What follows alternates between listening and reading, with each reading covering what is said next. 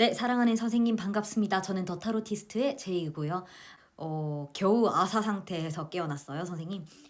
제 강의의 대부분이 그렇지만 시작할 때는 되게 부드럽게 시작을 하는데 상대적으로요. 이제 끝 마무리 갈수록 되게 강해져요. 이제 여러 이유가 있는데 그중에 선생님들이 생각지 못하는 이유일 것 같아요. 이 제가 얘기하려는 건.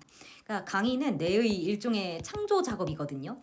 강의하는데 에너지를 왜 써? 이렇게 생각하신다면 오늘 얘기할 당신은 바로 좌뇌형입니다. 오늘 얘기할 것이 좌뇌형, 우뇌형인데 제가 강의 마지막으로 갈수록 되게 강해지는 이유 중에 하나가요. 이제 체력이 떨어지다 보니까 에너지를 굉장히 우리 뇌가요. 에너지를 굉장히 많이 쓰거든요. 방금 좌뇌형과 우뇌형에 대해서 얘기한 이유도 좌뇌는요.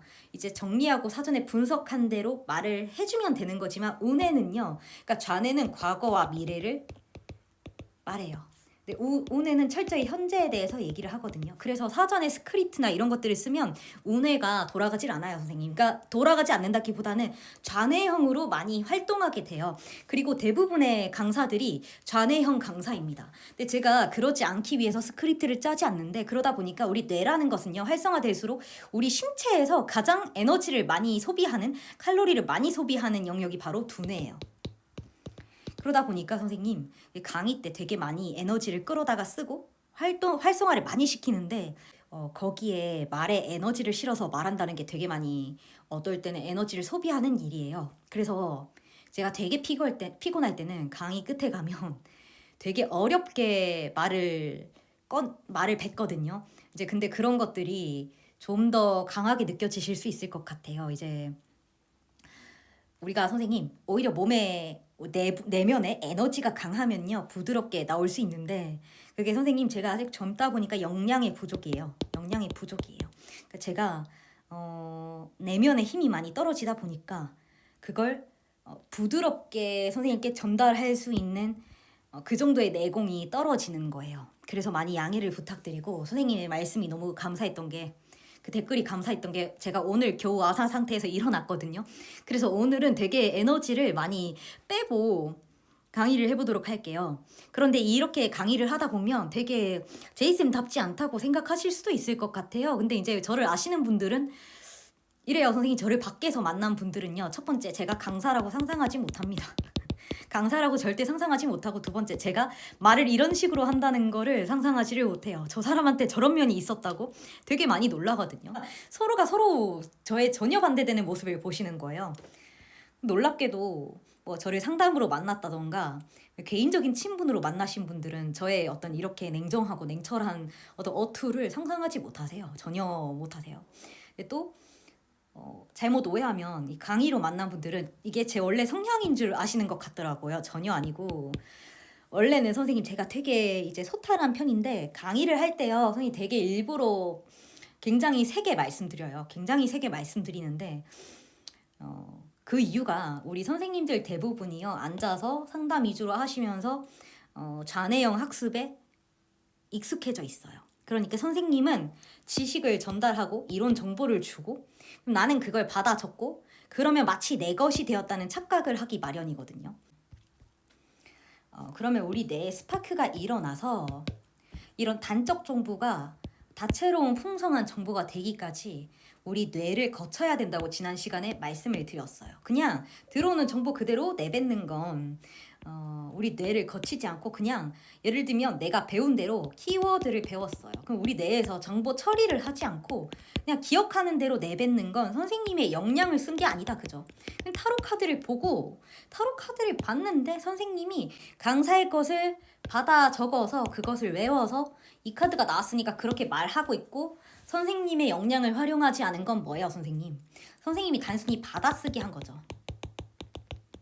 이건 뭐예요, 선생님? 선생님은 좀 심한 말로 상처받지 마세요, 선생님. 제 강의 스타일입니다. 카피머신이죠. 복제품이라는 거예요. 선생님은 그러면 타로 리더가 아닙니다. 타로 마스터는 더더욱 아니에요. 여기서 상처 많이 받으셨을 텐데 선생님 어떤 강사들은 그러니까 서양식 어떤 강의 방법이에요. 선생님이 yes I am, no I don't 이런 것만 해도 뭐만 해도 와우 perfect 되게 많이 칭찬해 주거든요. 그런데 그게 선생님이 되게 만족스럽고 이 강의를 선택할 만한 어떤 편안한 느낌을 줄 수는 있지만 제 양심을 걸고 말씀드리는 거예요. 누군가한테 배운 걸 복사 붙여넣기 해서 단순히 어떤 조합이 나오더라도 그렇게 붙여넣기 하면서 말하는 건 선생님은 복제품이라는 의미가 돼요. 근데 선생님 오늘부터는 바뀌어야죠. 타로 리더는요. 선생님 리드 해볼게요. 리드는 뭐예요? 읽다죠. 책을 읽다 할 때 그 읽다는 거예요. 뭔가를 읽고 이 R이 붙으면요. 티처. 읽어주는 사람이죠. 그러니까 타로 카드를 읽어주고 리딩을 해준다는 의미잖아요. 근데 선생님 타로 카드를 리딩하지 않고 카피머신 복제품처럼 복사하는 기계처럼 그냥 계속 인쇄만 해댔어요. 찍어내고 컴퓨터에서 정보를 주니까 그대로 선생님은 프린터기가 된 거예요. 그러니까 선생님이 하셔야 될 건 컴퓨터 작업이에요. 그런데 선생님 프린터가 하는 건 뭐예요? 그냥 컴퓨터에서 이렇게 프린터 하라니까 프린트만 하는 거죠. 계속 그냥 그 서류를 프린트만 하는 거죠. 선생님 한 가지 여쭤볼게요. 컴퓨터랑 프린터 중에 뭐가 되고 싶으세요? 제가 하도 그런 강의를 많이 듣고 오고 많이 봤기 때문에 냉정하게 말씀드리는 거예요. 이렇게 얘기하면 선생님 저도 후에 되게 많이 아마 비난받을 거거든요. 선생님께 지금 상처를 드리고 있는 게 될 거예요. 그렇지만 선생님이 이 순간부터 진정한 타로 리더가 되고 이걸 넘어선 진정한 타로 마스터가 되려면 어떻게 해야 돼요, 선생님? 복사 붙여넣기는 그만해야죠. 그러니까 그러면 선생님 타로 카드의 키워드나 어떤 기본적인 의미들을 따라 말하는 것이 다 의미가 없다는 말씀이세요. 누군가는 그렇게 또 말할 거예요. 그게 아니라 타로 카드의 기본 원칙이나 원리가 있죠. 원리가 있죠, 선생님. 그런데 그거를 통해서 레파토리화 된 것을 내가 그대로 나의 역량을 쓰지 않고 말한다는 것은요. 그것은 복사하는 것이고 프린터의 역할이지 컴퓨터가 하는 건 아니에요. 말씀드렸잖아요. 선생님은 카피머신이 아닙니다. 아니고 선생님이 들은 그대로 그냥 뱉어내는 게 아니라 뇌에 스파크를 일으켜서 선생님이 정보 처리를 해서 선생님의 것들로 그 순간 내담자한테 전달을 해줘야 되는데 선생님 그런 것 전혀 없이 나의 에너지를 쓰는 것은 전혀 없이 선생님이 단순히 전달만 하고 있다? 강사도 마찬가지예요. 제가 왜 지난 시간에 강의가 단순히 정보 전달이 아니라고 말씀을 드렸어요, 선생님.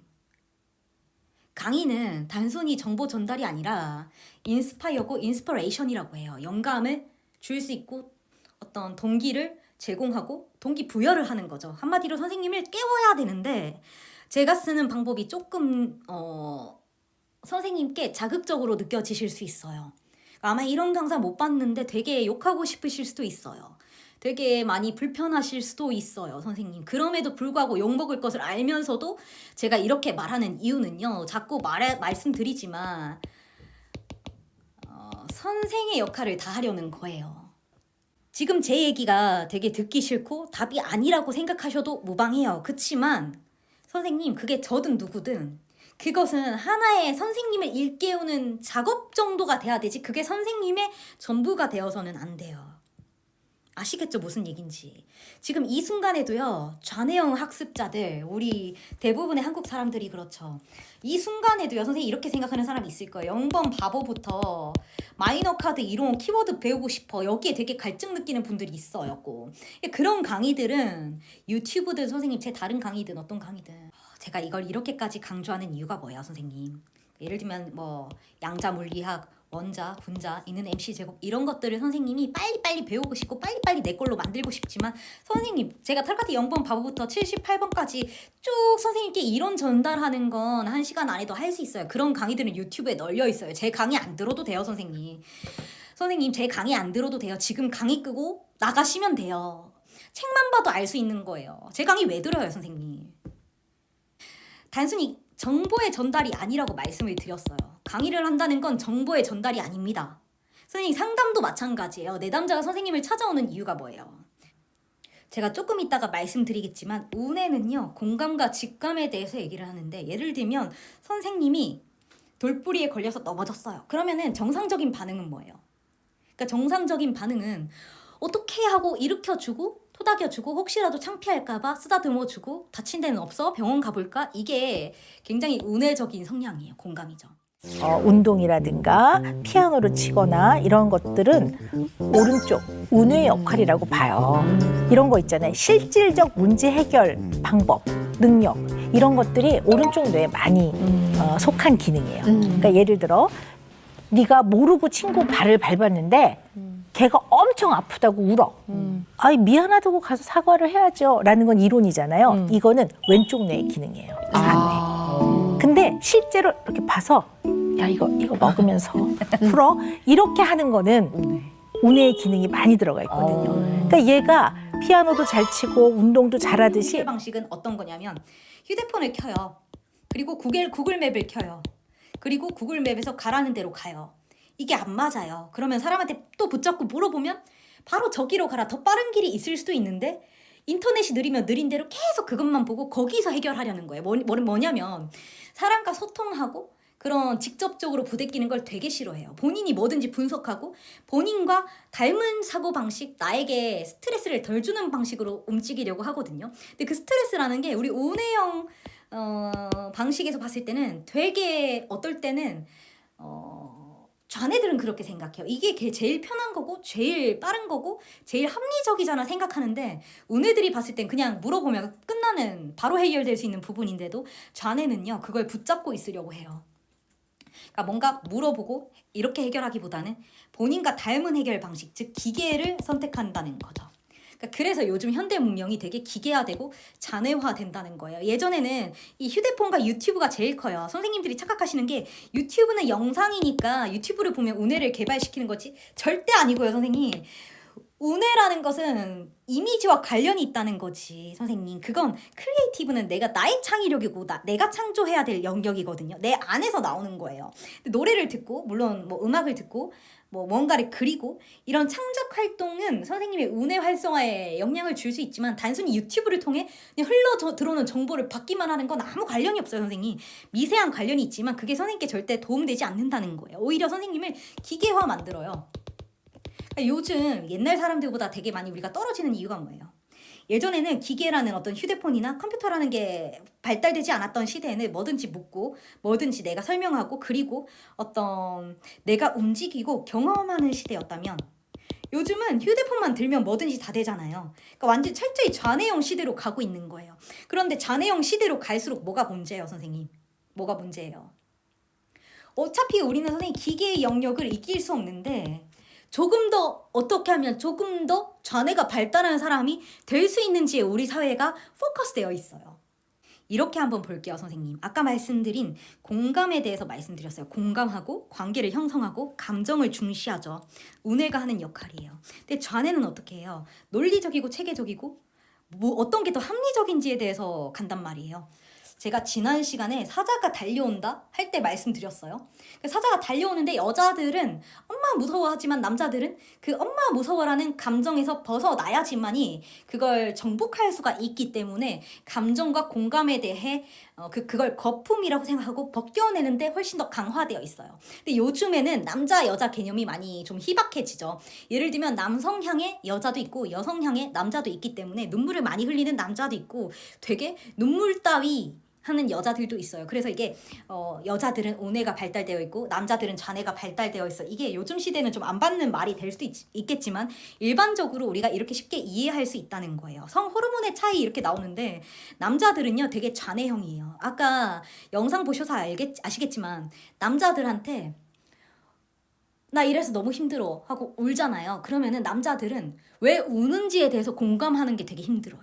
제가 우리 아저씨하고도 마찬가지예요, 선생님. 그러니까 내가 원하는 건 작은 건데, 그러니까 우리가 남녀 사이에서도요 서로가 원하는 건 눈을 맞추고 공감하고 작은 것인데 뭐 특별한 걸 원하는 게 아니에요. 그런데 남자들은 거기에 되게 약하기 때문에 되게 이 얘기를 할게요. 제가 어떤 남자를 만날 때도 대부분의 남자들이 철저히 이제 좌뇌형 남성 호르몬적인 사고 방식에 익숙해져 있거든요.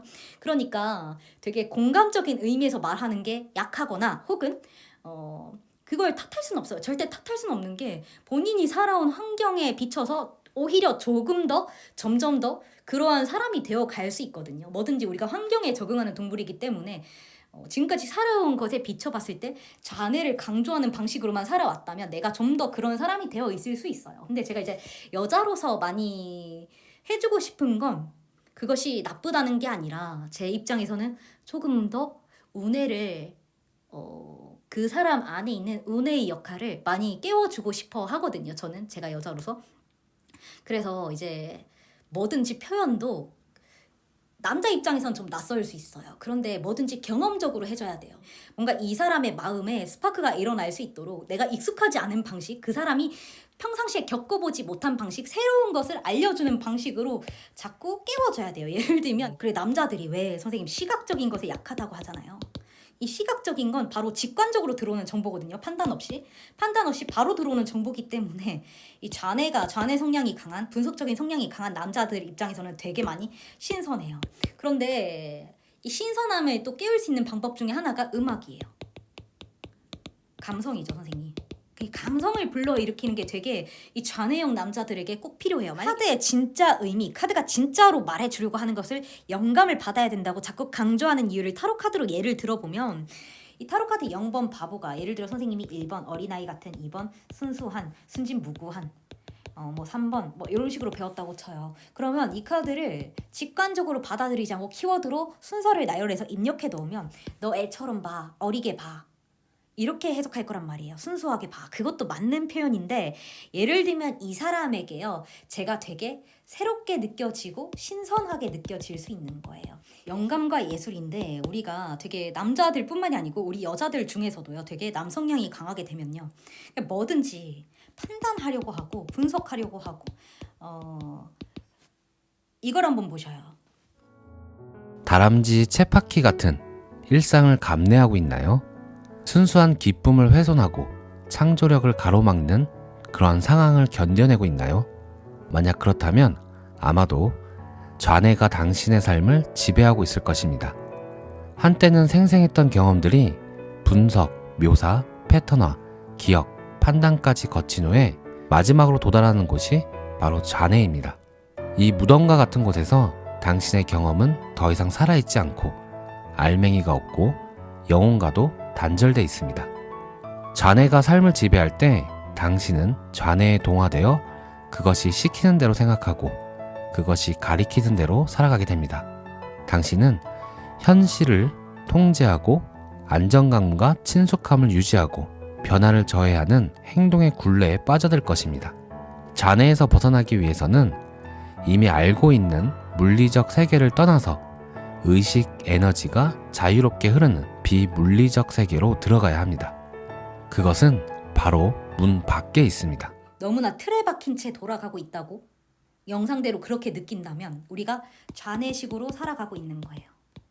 그러니까 늘 살아있다고 느껴야 돼요. 근데 우리가 살아있다고 느끼게 해주는, 지금 뭔가 선생님 우리가 기도를 하고 나면 굉장히 영이 맑아졌다고 느끼면서 오감이 되게 생생해지는, 명상을 하고 나면요 뭔가 새소리도 맑게 들리고 되게 깨끗해지는 경험을 해요. 그게 영이 맑다고 하거든요. 영이 맑다고 하고 바로 0번 바보. 뭔가 깨끗해지고 뭐든지 생생하게 느끼고, 와, 이 지금 불어오는 바람도 너무 살아있는 것 같아, 이런 순간이 와요. 근데 그게 어떤 순간이냐, 바로 좌뇌적인 정보 대신에 우뇌가 활성화되면서 뭔가 우리가 판단과 사고를 전부 다, 선생님 판단과 사고, 즉 좌뇌적인 방식, 에고를 스위치 다운, 불을 꺼버리고요, 창조적인 우뇌가 활성화되었을 때, 그러니까 우뇌의 파장이죠, 알파파가 활성화되었을 때 모든 것이 선명하고 깨끗하고 직관적으로 받아들일 수 있는 상태가 돼요. 이제 그때 우뇌가 활성화되어 있다고 느낄 수 있는데, 한 가지 예를 들어볼게요, 선생님. 제가 오늘 자고 일어났는데 눈앞에 뭐가 보였어요. 그런데 마치 바늘이나 침처럼 보이더라고요. 침. 제가 되게 몸살을 많이 하는데 그걸 보고, 아, 한의원에 가라는 말이구나, 뭔가 지금 침을 맞거나 기를 돌려주라는 말이구나, 뭔가 지금 내가 어딘가에서 기혈이 막혀서 되게 많이 내 몸이 힘들어하는구나, 이걸 알아챘어요. 그런데 제가 아까 방금 전에 침이 중요한 게 아니에요, 선생님. 뭐라고 말씀드렸어요? 자고 일어났는데 라고 말씀을 드렸어요. 그러니까 우리 우뇌가요, 가장 활성화되는 시기가 바로 자기 전과 자고 일어난 직후예요. 그리고 잠잘 때죠. 근데 우리가 이제 의식적으로 그걸 인지할 수 있는 순간이 자기 전후죠. 그때가 언제요, 선생님? 우리가 좌뇌의 스위치를 내렸을 때죠. 그러니까 판단하지 않고 분석하지 않고 집중하지 않고 모든 것을 있는 그대로 받아들일 수 있는 상태, 어떤 정보가 내면에서 떠오를 수 있는 상태죠. 그때가 우뇌가 활성화됐을 때예요. 마치 0번 바보처럼 뭔가 외부에서 들어오는 정보, 어떤 정보든 내가 순수하게 받아들일 수 있는 상태죠. 자기 전후에 되게 많은 시각적 정보 혹은 여러 가지 어떤 직관적인 정보들을 받아요. 그게 운해가 그대로 있는 그대로 떠오를 수 있기 때문이죠. 왜? 좌뇌의 스위치를 내렸기 때문에. 우리가 선생님 이걸 깨어있을 때 의식적으로 하는 방법이 뭐예요? 명상이죠. 의식적인 잠자는 시간을 만들어내는 게 바로 죄송해요. 명상 시간이죠.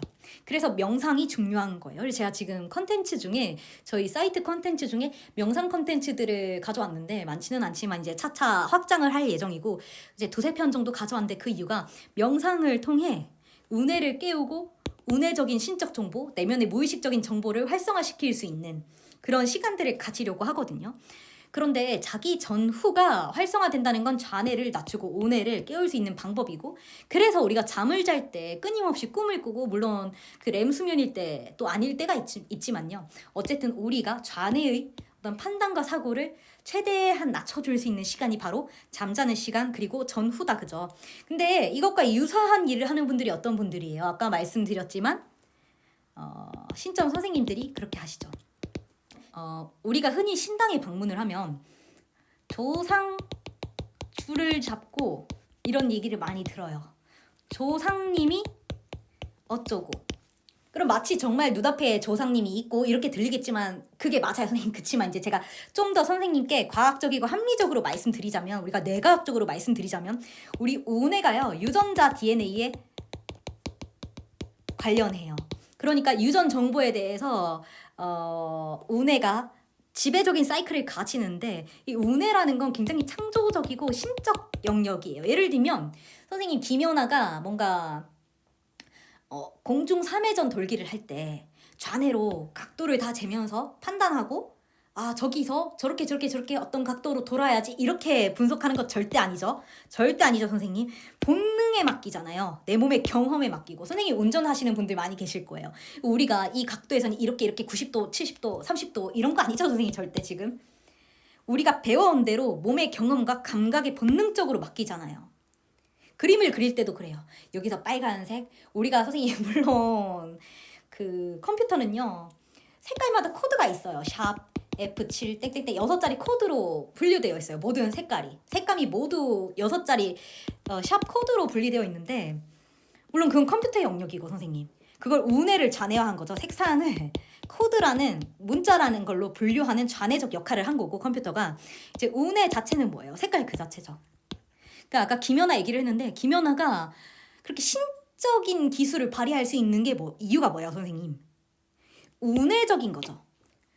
예를 들면 지금 연예인인 서장훈님이 농구공을 던져서 골대에 넣었어요 선생님. 그러면 그때 우리가 각도를 재고 분석해서 던지는 거 아니죠. 우리의 직감적인 정보잖아요. 우리가 지금까지 경험해온 방식대로 던져서 넣은 거죠. 선생님 그래서 타로 카드도 마찬가지예요. 왜 사람들이 제가 얘기할게요. 깜지가 되도록 마구 써요. 깜지가 되도록 쓰는 사람이 제 제자들의 10중 한 80%는 제가 말씀 안 드렸는데 이렇게 공부해요.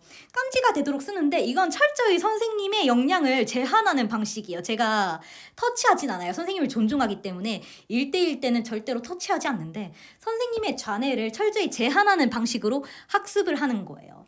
선생님의 신적인 드라이빙 능력 그러니까 김연아처럼 서장훈처럼 누구처럼 천재처럼 해낼 수 있는 역량은요 운해에서 와요. 그럼 선생님 무조건 운해가 좋은 것이겠네요. 그렇지는 않아요. 좌운해가 다 중요한데 역할의 차이가 있죠. 예를 들어 닭 한 마리가 땅에서 모이를 쪼고 있다고 생각하면 모래와 모이를 구별하기 위해서 시야를 좁게 집중할 필요가 있는 동시에 주변에 포식자가 없는지 알기 위해서 시야를 넓게 또 가질 필요도 있겠죠. 그래서 이 역설적인 두 가지 활동을 동시에 수행하기 위해서 좌우가 분업을 하게 되었다. 많은 타로 어플들이 있어요. 선생님보다 훨씬 더 현란한 말기술로 리딩해주는 타로 기계들이 있어요. 그럼 선생님이 할 수 있는 건 좌뇌의 영역을 개발하는 게 아니고 선생님의 운해의 영역을 일깨우는 거예요. 그것이 어떤 것인지 다음 시간에 좀 더 선생님께 명확하게 말씀드리도록 할게요.